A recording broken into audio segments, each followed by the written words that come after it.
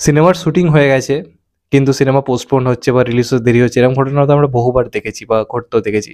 কিন্তু এমন কি ঘটনা কখনো ঘটতে দেখেছেন যে সিনেমার অলরেডি শুটিং হয়ে গেছে কিন্তু রিলিজ হবে বা পোস্টপোনে এমন টাইমে আনা হচ্ছে যেটা আমাদের প্রজন্মের কেউ, আমি, আপনি বা আমার বন্ধু-বান্ধব কেউ দেখতে পাবো না। হয়তো আমাদের পরবর্তী প্রজন্ম যদি বেঁচে থাকে তাহলে হয়তো দেখতে পাবে।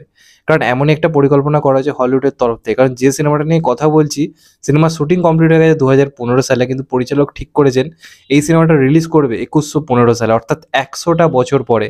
সিনেমাটার নাম হচ্ছে 100 ইয়ার্স এবং এটা ডাইরেক্ট করেছেন রবার্ট রদ্রিগেজ। তিনি একটা প্ল্যানিং করেছেন যে যেহেতু ১০০ বছরের পৃথিবী সিনেমায় দেখানো হবে, ১০০ বছর পরের পৃথিবী, তাই সিনেমাটা রিলিজও করা হবে ১০০ বছর পরে এবং হলিউড বলেই হয়তো এটা সম্ভব।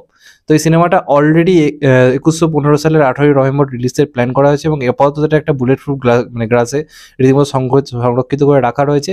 ঠিক ১৮ই নভেম্বর ২১১৫ সালে সিনেমাটা কিন্তু আপনা আপনি ওপেন হয়ে যাবে। তো এরকমই ইনফো জানার জন্য চ্যানেলটা সাবস্ক্রাইব করে দিন, পাশে থাকুন।